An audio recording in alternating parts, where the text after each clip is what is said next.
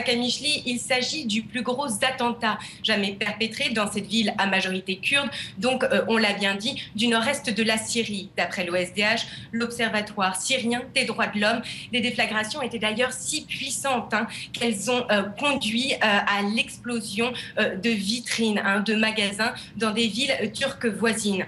Alors, on parlait plus tôt dans la journée ce matin d'un double attentat, mais d'après des sources locales confirmées par l'OSDH, il y aurait eu un seul kamikaze dans un camion et c'est son explosion qui aurait provoqué une seconde détonation à cause d'un réservoir de gaz. Alors, cette attaque, qui depuis a été revendiquée par l'organisation de l'État islamique, visait vraisemblablement un centre de commandement des forces de sécurité et de défense donc de la communauté kurde qui, depuis le mois de mars dernier, a autoproclamé son autonomie en Syrie. Alors, ce n'est pas la première fois que cette ville est la cible de l'organisation État islamique.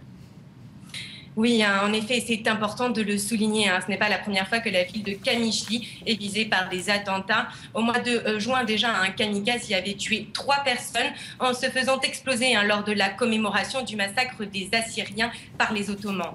Alors pourquoi cette localité kurde en particulier est-elle la cible des terroristes?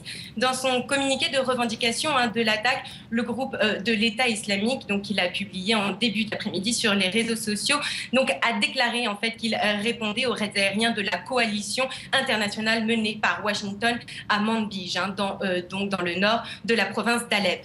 Depuis le 31 mai, les FDS, les Forces démocratiques syriennes, qui est donc une alliance arabo-kurde à majorité kurde, a en effet donc lancé l'assaut sur ce fief de l'organisation de l'État islamique. Ils sont d'ailleurs rentrés dans la ville depuis la fin du mois de juin.